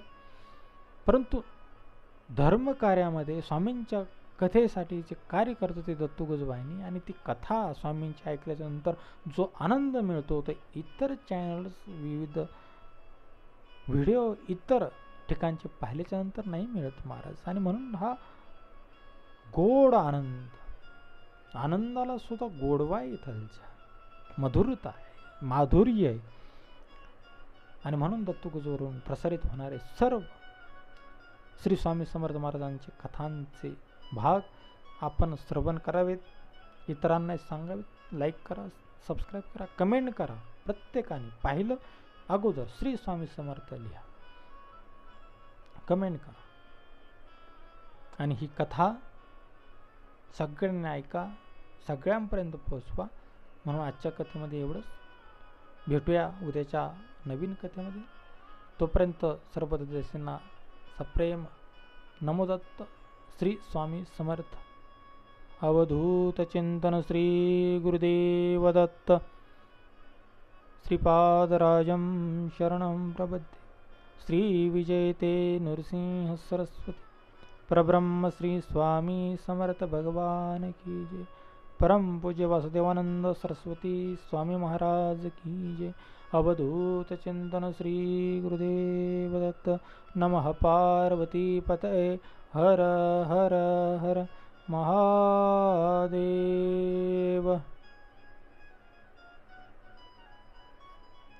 झालेली सेवा तुम्हा सर्व श्रोतवर्गाचरणी परब्रह्म श्री स्वामी समर्थ महाराजांच्या चरणी समर्पित करतो. या कथेच्या माध्यमातून कथा ऐकवत असताना एखादा शब्द चुकीचा जर गेला असेल तर उदार अंतकरणाने, मातृ अंतकरणाने क्षमा याचना करतो. तो बुद्धीचा दोष मानून आपण कृपाळू अंतकरणाने जे योग्य आहे, जे आवश्यक आहे, जे चांगलं आहे ते घ्यावं. बाकीचं जे तुम्हाला आवडलं नसेल किंवा योग्य नसेल वाटलं तर तुम्ही त्याग करावा. स्वामींची कथा आहे. स्वामी हृदयात वदवून घेतात.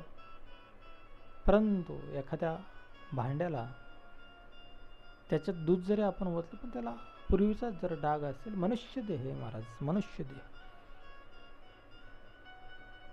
केव्हा केव्हा अशा गोष्टी घडतात.